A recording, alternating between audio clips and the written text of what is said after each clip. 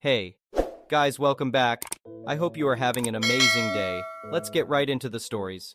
The first one is an entitled People Story. I decided to hold a garage sale last weekend to get rid of a bunch of old stuff I didn't need anymore. I posted some flyers around the neighborhood and put up signs on the main road to advertise. On Saturday morning, I hauled everything out front and arranged it neatly on some folding tables. I had clothes, books, toys, antiques, and knickknacks galore. Within an hour, cars started pulling up. Folks wandered around, sifted through the piles, and chatted about their finds. I was relieved to see people actually showing interest. As I explained prices and wrapped fragile items, I felt a sense of accomplishment. This garage sale thing wasn't so bad after all. That is, until she arrived. I glanced up from boxing a set of novelty mugs to see a woman strutting up the driveway. Based solely on her entitled expression and haughty posture, I could tell she was trouble. And I was right. "What utter rubbish," the woman declared, wrinkling her nose at my wares. "How do you expect to make any money with this worthless junk?" I bit my tongue, not wanting to cause a scene with other customers around. "Well, I think everything is appropriately priced," I said evenly. "Plus, one person's trash is another's treasure, right?" The woman scoffed. "Obviously, you need my help staging this disaster." Before I could object, she snatched the price tags off the merchandise and started hiking everything up by 500%. Nice blouses that were $5 now had $30 stickers. Old paperbacks listed at 50 cents were suddenly $5. My grandma's antique spoon collection went from $20 to a whopping $150. "Hey, wait just a minute," I protested, hurrying after her. "You can't just reprice my stuff without permission. You clearly don't understand how to value these items or how to run a sale," she said condescendingly. "Luckily for you, I'm an expert on maximizing profits. You're welcome." I stood there, stunned at her sheer audacity. By now a line was forming, and I didn't want to hold up the other customers. So I let her continue, figuring I would sort it out once she left. But she didn't leave. The woman, who I'd nicknamed Karen in my head, planted herself behind the cash box and took over managing the entire garage sale. She barked orders at browsers, berating them if they tried to haggle over prices. She scrutinized every purchase, accusing people of shoplifting if she didn't think they'd paid enough. All the while, she never broke for so much as a sip of water, intent on monitoring the cash at all times. I kept politely asking her to leave, but Karen completely ignored me. After an hour of this, I'd had enough. I marched right up to her and said firmly, "Ma'am, this is my property and my garage sale. I'm going to have to ask you to leave now." Karen let out an exasperated sigh. "How many times do I need to explain this?" she said slowly, as if speaking to a child. "You clearly need my help to run this sale properly and make any decent money." My frustration mounted, but I stayed calm.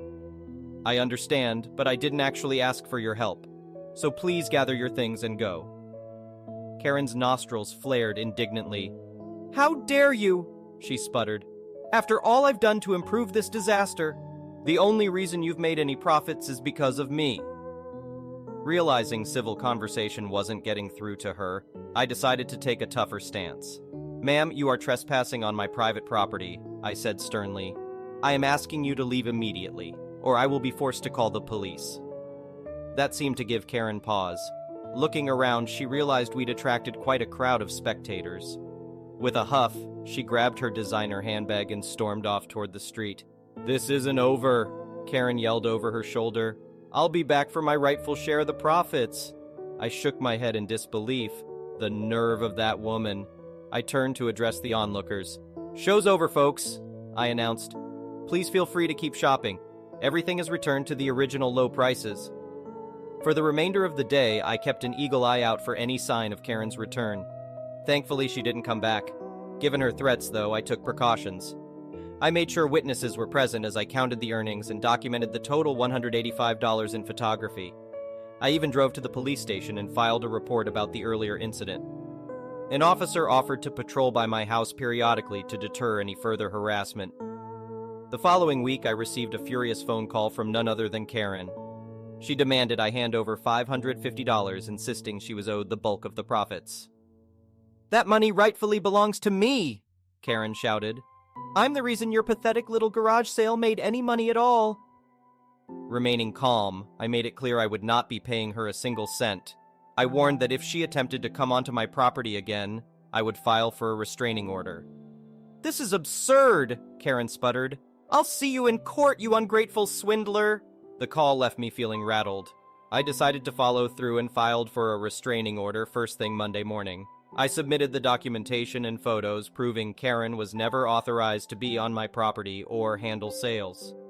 The local police contacted Karen, warning she would face arrest if she violated the order. I also received a court summons as she attempted to bring a civil lawsuit against me. However, once I presented my evidence and account of events, the judge dismissed the case outright. Karen left the courthouse muttering furiously under her breath. I walked out with a profound sense of relief, glad to close the book on that mess. The officer commended me on remaining level-headed throughout the ordeal, and I realized that while there may be Karens popping up here and there, keeping your cool and standing your ground matters most. Don't let anyone trespass upon your rights, whether that's your private property, principles, or personal pride. The next one is a pro-revenge story. This story happened about 15 years ago, give or take. At the time, I worked for a small industrial railroad in my city that served about 20 different industries along the docks. To get to the docks, from the yard where I would pick up the inbound deliveries to the industry's cars, we had a mile of street trackage that ran right down the middle of a small street. Numerous bars lined the street on one side, with the river on the other side. Because of city regulations, we were only allowed to operate along that span of track between specific hours, typically 11 at night to about 5 in the morning. However, since the bars were open at that time, it also meant that we had to trundle along at a crawl, usually walking pace or just about that, and keep the locomotive on the front end of the movement. Every night I went down that street, there would typically be 2 or 3 people who had parked too close to the tracks, prompting me to have to get people to move their cars. It wasn't a major problem, just an annoyance. Except for one guy. It seemed that every single night I would have to stop about halfway down, because this guy would always park his truck at an angle in the street, as opposed to parallel parking. There were some angle parking spaces, but they were further down where there weren't rails in the road. Every single night I'd have to head into the bar this guy owned and bug the guy to get him to move the truck. Most of the time it'd take him a good 30 minutes to an hour to drag himself out and move the thing. This meant, of course, I was losing time that I needed to get my job done. After months of this, I finally decided that I had enough. So I decided to have the guy towed. Yeah, that didn't work out as well as I hoped. Turned out that the guy also had some job with the city, or the mayor's office, or some friend in either, so no one would dare come out and tow his truck. I think I waited there a good hour before he eventually came out and moved it, even having the gall to flip me the bird as he left.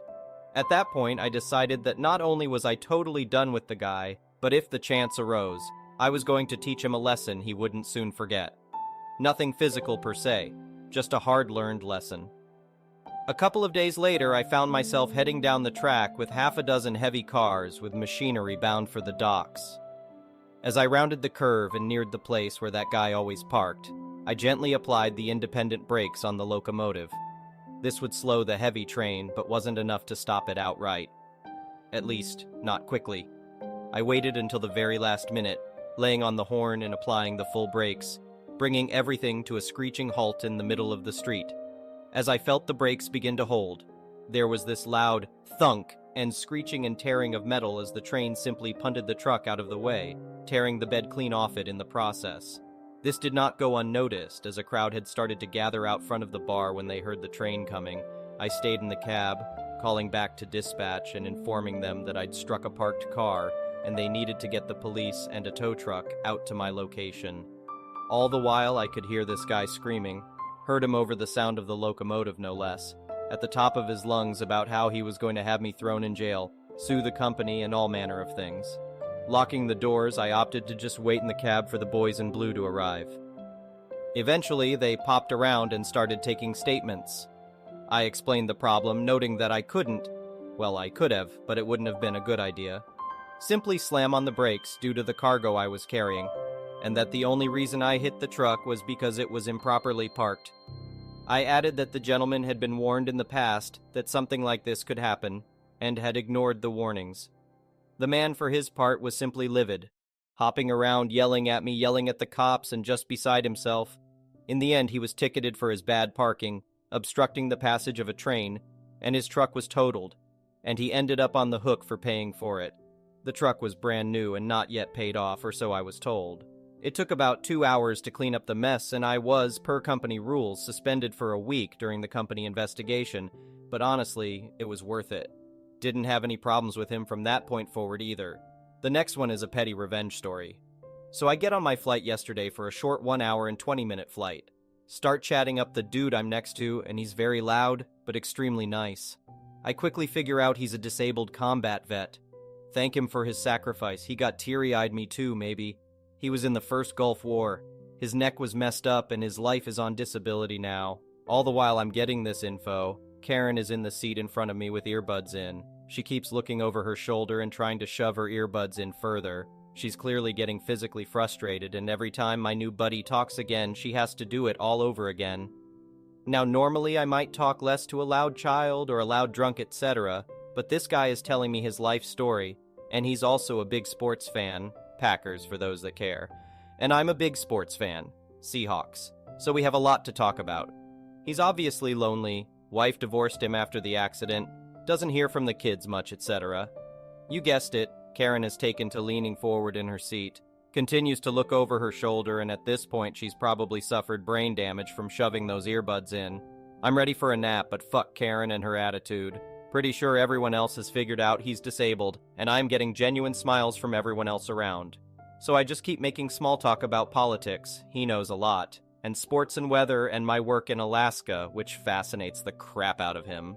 Best part is, each time we have stretches of silence, I'm the one restarting the convo, and Karen keeps side-glancing me, clearly having stomach troubles as she rocks forward again, wincing as she pushes the cursed earbuds closer together. He was awesome and deserves mad respect for his sacrifice. If his kids read this, please reach out to him. He lives in Seattle and his kids all live in Wisconsin. The next one is a malicious compliance story. Many years ago, in a previous life, I was an investigator in a robbery/homicide/vice section of the organization. I had a partner, Karen, whom I worked well with for the preceding year. I had been warned about her backstabbing behavior in other sections, but I foolishly ignored it. Leading up to the incident, she had been assigned 3 child exploitation cases that all she had to do was confirm the facts of the case, and she would have probable cause to obtain warrants. In spite of my reminders to perform the tasks, she waited until the 11th hour, and then went on vacation without having completed the tasks. So I did it for her. She could now go to a judge without further action. When she returned, she was livid and accused me of stealing her work. I said if she had done that for me, I would have bought her lunch. From that point on, our professional relationship deteriorated, and I recalled the warnings I was given about Karen that mirrored my experience. A couple of months later, our idiot supervisor mistakenly assigned Karen and I the same case. I made contact with members of the task force and spoke with the officer who originated the case. Karen overheard my last conversation and blew her stack, saying words to the affect of, "You're stealing my work again! I was assigned that case! You're trying to make me look bad!" I calmly explained that the idiot supervisor assigned me the case, and I showed her the paperwork. She would have none of that, though. I offered to buy her breakfast and talk it out, but she told me to F off and added, "You do not do anything on my case without my permission, do you understand?" So, I relinquished the case. For the next month, Karen tried to throw me under the bus for anything and everything, going into the idiot supervisor's office and complaining about me. I'd get called into the idiot supervisor's office for a 16-minute coffee break or other such nonsense. Well, a triple homicide case came down the pipe, and she wanted it bad, schmoozing the idiot supervisor to give her the case. Rather than ask me personally, she had the idiot supervisor approach me to do the forensics portion. I told him that I was told not to do anything on her case without her permission, and I didn't want to get in trouble or upset her, so I was going to need permission for everything in writing before I did it. I needed permission to pack the forensic kit. Exactly how many paper bags, plastic bags, etc., how many markers, how many swabs. I would need her written permission to enter the crime scene. How many entry photos? What distance? How would I collect each piece of evidence? How would I label them? I told the idiot supervisor to make sure she understood that because I was not to do anything on her case without her permission. He scurried off and then returned a short time later and told me that she didn't want the case and that it was mine. The next one is an entitled people story. Well, I should have known that no good deed goes unpunished. We have a small vegetable and herb garden in the corner of our yard. 2 neighbors have the ability and my permission to reach over the fence and snip off any herbs they need. We always grow much more than we can use. One neighbor has been doing it for years with no problems. He takes a sprig or 2 a few times a week and always asks if he needs more than usual. He repays me with beautiful roses, but I would have no problem with not getting them in return. The other neighbor never cooked, so he never took any. Now he has a new girlfriend and she happened to introduce herself while I was planting the herbs, so I offered her some once it has a chance to grow a bit. So, of course, 2 weeks after I planted, she snips off all but a few leaves off of every herb. 2 weeks. I was livid. My boyfriend went over and explained that it was too soon, the plants were tiny, not ready, etc. He's much nicer than I am. The neighbor apologized profusely and said the girlfriend wouldn't be going anywhere near the herbs until I specifically allow it. A week later, I catch this dumbass out there with a pair of scissors, but it's only been a week and there's nothing to snip out there yet. Apparently, she can't make meatballs without parsley, and the grocery store within walking distance is too far to go. One of my plants has 3 leaves on it. Seriously. The other neighbor doesn't dare take anything before mid-July. Certainly he would never touch anything before I did. We looked at each other for a few seconds, and then I just said, "Please get your herbs at the store from now on." I can't believe I managed to think of that. Usually I think of a great comeback 10 minutes after the fact. She turned bright red and went in the house. Hopefully she embarrassed herself enough to stay away. I don't want to have problems with this neighbor. He's nice and quiet and doesn't bother anyone. Tomorrow it will be a week since I caught her again. We'll see what happens. The next one is an entitled parent story. I, 32F, was in a major car accident in January of 2021. Ironically, I had been taking my boyfriend, 36M, to the ER because he had bleeding ulcers and ended up getting admitted to the hospital that night. This was still when they were enforcing COVID rules, so I was booted out of the hospital at about 0300 in the morning. When I left, it was snowing, and not thinking, I hopped on the freeway, which wasn't a good idea. I had been driving a lifted Jeep Cherokee with mud terrain tires, not the best choice for snowstorm driving. Getting off the freeway to go home, my brakes locked up, and I went into a light pole head first at about 60 miles per hour.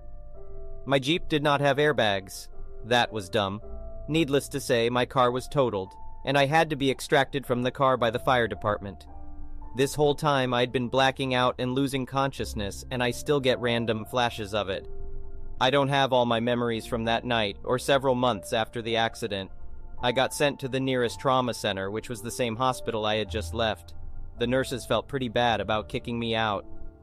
I ended up with a moderate to severe TBI, a broken bone under my left eye, hairline fractures on my skull on the left side, bruising behind my ears, and black eyes. I had also cut open the inside of my mouth, had multiple lacerations all over my face. I broke my driver's side window with my face, broke and bruised some ribs, had hairline fractures in my spine, broke my right wrist, my right knee, and my left foot, which required 2 surgeries, and I still need approximately 3 more. Needless to say, I was not doing great. I had recently gotten divorced the previous year and think that my entitled parents decided that my accident was my boyfriend's fault. I had to stay in the hospital for a total of 12 days, during which the mild family drama exploded into a severe family inferno. As I got closer to being released, all I had wanted to do was go home to my boyfriend and our kids. He had 2 previously, and I had 1. My entitled mother decided that wasn't what she wanted. On the phone, we sound almost identical. The whole time that I was in the hospital, she had been getting on the phone and impersonating me to my apartment complex management, even going as far as calling the cops to get my boyfriend and his 2 kids removed from my apartment. They were not on my lease yet. My entitled mom also forged my signature on hospital paperwork and made up a story about how my boyfriend was abusive to me, getting him banned from seeing me at the hospital. Again, forging my signature and writing a letter stating I didn't want to see him. This whole time I was still suffering from the effects of my TBI and was delirious from the combination of pain medications and brain fog from my head injury. Entitled Mom even had the locks changed on my apartment without my consent. When I finally was released from the hospital, I was in a wheelchair because of my broken foot that had just had 2 plates and 10 screws surgically put in to hold it together, and an ankle-to-hip brace on my other leg from my knee being broken. I requested to go home to my apartment, but again Entitled Mom played it that I couldn't go home because I had a second-story apartment and couldn't take care of myself. So I got sent to stay at my parents' house, against my will, an hour away from home because Entitled Mom wanted to make sure that I wasn't going to let my boyfriend come back to my apartment. I spent almost a whole miserable month there. Entitled Mom refused to take me home even after I got crutches and was able to bear some weight. Initially, they refused even to go get my crutches from town because they didn't want me to have more mobility. Eventually, it got to the point where I had a friend come and pick me up from EM's house so I could go home because they kept refusing to let me go. As I gained clarity in my mind and was taken off the intense pain medication, I was able to start rectifying the situations that Entitled Mom made a huge mess of in my life. But I'm still trying to recover in some areas. I didn't find out until much later when medical bills started coming in that Entitled Mom had called my boyfriend's health insurance company, impersonating me, and had me removed from his insurance. It took months of calling and badgering and footwork on my part to get the situation figured out and have the insurance pay for what they were supposed to pay for. It almost caused me to go bankrupt. At the same time, Entitled Mom signed me up for minimal health insurance coverage through the state that I had no idea I was enrolled in, until I got a bill later stating that I back owed fees. Needless to say, I eventually completely cut both Entitled Mom and my father out of my life, after finding out how much they tried to control and how much they messed my life up.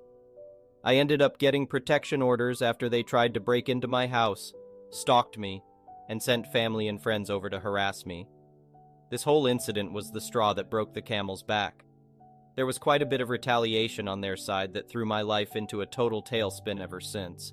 But I'm sticking to my guns and not backing down. Thank you for watching. I would really appreciate it if you could like the video and subscribe to our channel if you haven't already. We'll see you again tomorrow.